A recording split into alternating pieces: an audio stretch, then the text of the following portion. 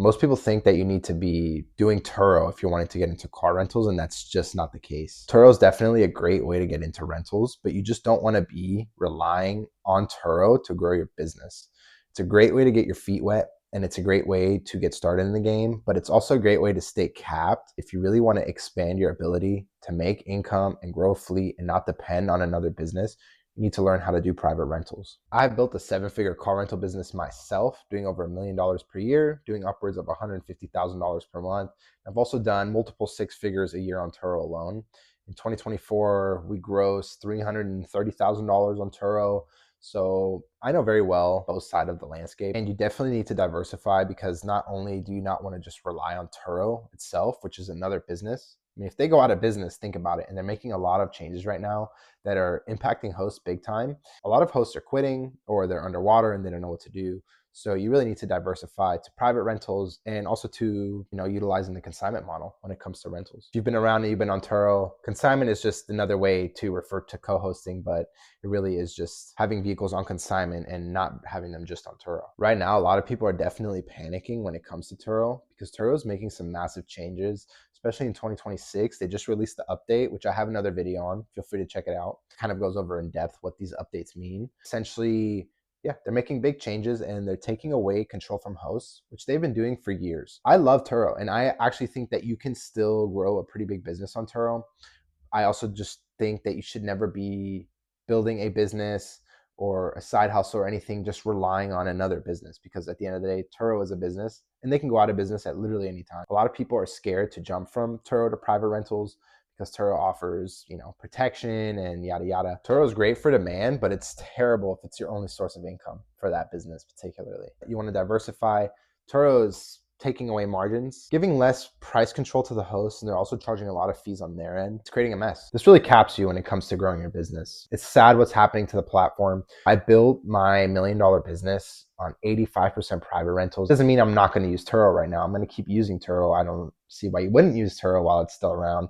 You just have to adjust to the changes, make sure that you're doing everything correctly, and it is going to cap you. Turo can kick you off at any moment if you're not following TOS, or I've heard of hosts getting kicked off for like almost literally no reason. So they say, but you never know, right? I mean, you just don't want to be that person that gets kicked off Turo and now you don't know what to do. Ask yourself this question: if you've been wanting to get into Turo and it seems like a good hustle, or you're already on Turo and they're announcing they're going to go out of business, what are you going to do? And you're going to pivot to private rentals when everybody else is pivoting to private rentals.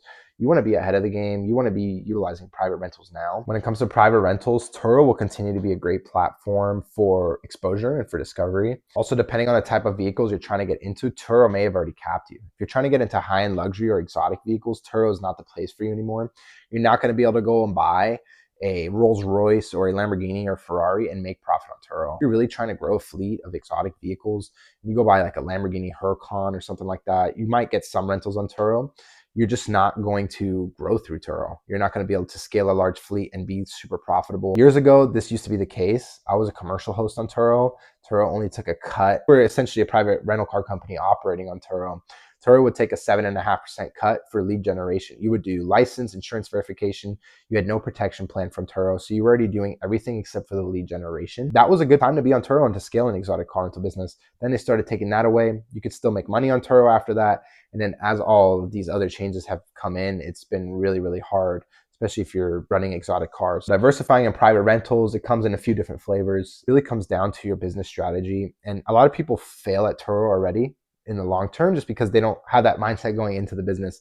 They're just buying a car, popping it on Turo, putting whatever price they want on it, and they see it generating revenue, but there's really no end goal. Who is my ideal client profile? Who am I actually looking to rent the car to? They just kind of hope that anybody and everybody will rent it, but you should make your buying decision when it comes to Turo and private rentals based on who you're going to rent to. What are you purchasing? For what purpose? Turo is like an umbrella for everything because they market to everybody. When it comes to private rentals, you got to choose your lane of marketing to have the best success, right? You can do daily rentals on economy cars, which would be travelers or people that need cars. They have family in town or their cars in the shop, something like that. Or you can rent like cheap cash cars to gig workers. You can do luxury and exotics. You can do essentially long-term leases as well. You can also just do events if you want. If you have exotic or luxury cars, do you want to target photographers and wedding planners, corporate events that are in town, depending where you're at. All different kinds of avenues when it comes to diversifying. And of course, you can do a little bit of everything if you structure it well, especially with exotic and high-end luxury cars. What's going to be your main diversification? And those are all things to start thinking about if you've been wanting to get into Turo or if you're already on Turo, because I don't know that the end is near for Turo, but it may be for a lot of types of vehicles or the types of business that you're currently catering. A lot of people that get into Turo or are already on Turo, they purchase their own vehicles. Strategy probably right now is to go and buy cars or wanting to go buy cars, right? And how do you pull that off? How can I scale at that level?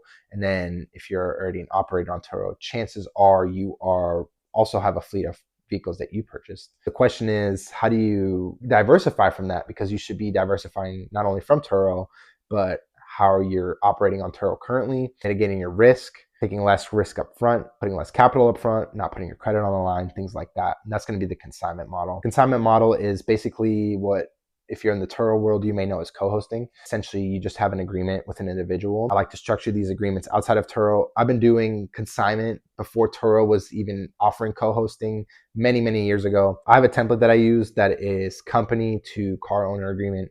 So essentially, they sign over the car to me for an agreed upon percentage of every rental, and then it outlines the responsibilities of my company and the individual as well. Basically, you want to put these people under this contract and diversify your fleet this way. You can put these vehicles on Turo, it doesn't matter. You can offer these as private rentals, but essentially this is going to allow you to scale really large, really fast, or as slow as you want. Little to no expenses when it comes to the actual car, and you're really mitigating your risk big time. You can grow so fast like this. I had 60 cars. I'd say probably 55 of them were all on consignment. Turo's already pushing a lot of people out, which actually creates a good opportunity to get on Turo or to grow your fleet on Turo. It can one day be pushing you out, right? So you don't want to be that person. It's creating a lot more professionalism in the space, and it's creating actually less competition, because a lot of people that get kicked off Turo, they just end up getting rid of their fleet and they get out of the game. If Turo fails, there's going to be higher barriers to entry in the business because no one's going to know where to start. There's not going to be a place for people to just go and start and get their feet wet and learn about the game. They're just going to have to jump straight into private rentals and take that high risk approach. And if you don't know what you're doing, it is a high risk business, right? On that topic, if you've been on Turo and you're wanting to switch out of Turo into private rentals, or you're just wanting to get into the car rental business in general, I do offer one-on-one mentorship. You can apply to work with me directly in the link below. I work with everyone one-on-one. My space is limited. If you think this is a good fit for you, go ahead and apply, and I'll see if you're qualified to work with me. Turo pushing out amateurs.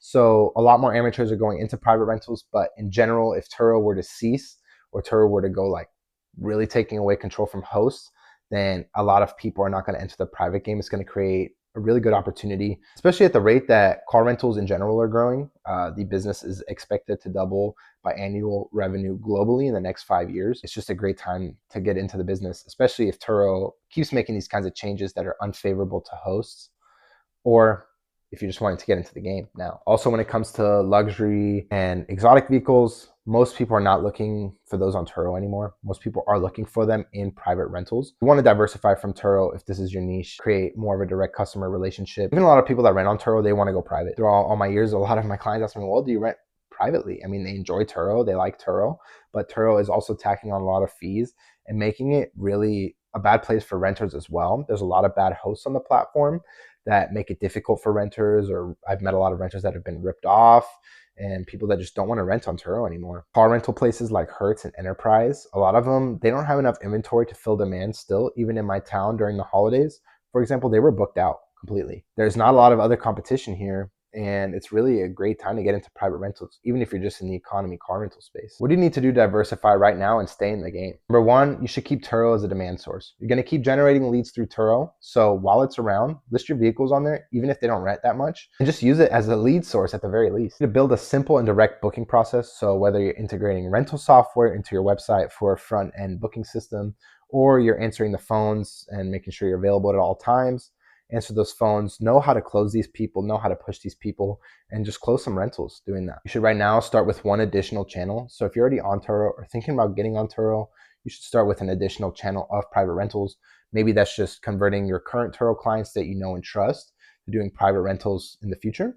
Or if you're just getting into the business, listing your car on Turo and then converting some of those leads as well. Maybe you target specific businesses, transport companies, or maybe you're targeting gig workers, or like I had previously mentioned in the video, pick one of those channels and just start, while building alongside with Turo still, start utilizing one of those channels and getting your feet wet in a low risk, safe manner. Once you've got that system unlocked and you're comfortable and you've kind of gotten your feet wet in the private rental game and you really just honed in on that one channel, then you should really start hitting heavy on diversification.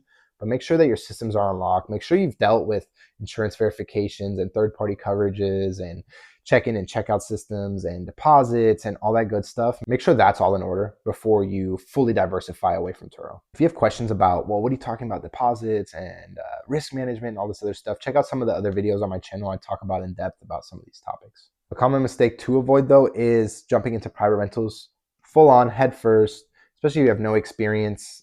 You're already on Turo, maybe you're operating a large fleet on Turo, maybe you're wanting to get into the business, and then diving into private rentals head first with like no direction and no knowledge really on how to do private rentals. Going private too early is going to completely kill you. If you're already an operator on Turo and you're dropping Turo and you don't have the demand to replace it, that could get you in hot water, especially if you have a finance fleet. So you definitely don't want to drop Turo too early if Turo is something you're wanting to get away from. But you should prepare for that change in case Turo gets rid of you on the platform. You don't want to overextend the fleet because you don't want your finance vehicles to be leveraged.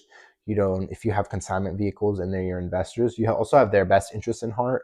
So you definitely don't want to make mistakes in that regard as well. Last thing you want to do is take short-term cash for bad renters, because this is a lot of the temptation I see with people on Turo that get into private rentals. They like have cars on Turo, they're operating their business, or they get into Turo and then someone's like, hey, I'll slide you some cash. Can we just do this deal outside of Turo? And they don't have the proper rental agreements or deposits in place or renter vetting in place. Just because Turo vetted a renter doesn't mean they vetted them well. You don't want to take that short-term cash for extra money right away, just because it's not going to be extra money in your pocket down the line when something does happen. You want to make sure you have the right systems in place and that you've toyed around properly and slowly in private rentals, whether that's through mentorship or whether you pick that one channel outside of Turo that you're comfortable with and focused in on. But you just got to make sure you have everything in place, because the last thing you want to do is just be renting on Turo or getting into Turo and then someone offers to slide you cash, you accept it. First of all, that's against Turo terms of service. That'll get you kicked off the platform faster than anything else. And lastly, it's just a really high risk transaction that you don't want to do. Bottom line is, if you want to grow a car rental business and you're on Turo and you want to continue to grow, or you're wanting to get into the business and Turo has been kind of an option for you to get started, if you're looking to scale and grow and become a big rental car company or make a lot of money, Turo is not going to be the place for you long term. I'm sorry to say it. You're just going to have to get with the times and not be left behind in the Turo business. Again, Turo is a great place to get started and to utilize, but if you're looking for growth and sustainability and growing a big fleet, you definitely don't want to rely on Turo, and you're going to have to diversify away from the business. I have another video that talks about the changes that Turo recently made. If you have any comments or questions about those changes, I'm happy to discuss them with you in the comment section. Again, if you're looking to pivot away from Turo, you're already on Turo, or you're looking to just get into car rentals, you need help structuring that, and you want to build your own car rental business in less than 60 days, or your own private car rental business away from Turo in less than 60 days, apply in the link in the description below. I'll hold your hand through the whole process. Again, I'm only taking a limited number of students at this time, so please make sure you apply quick. You may or may not get accepted. That's it for this video. Thanks again for watching. Please don't forget to subscribe, like, and comment, and I look forward to seeing you in the next video.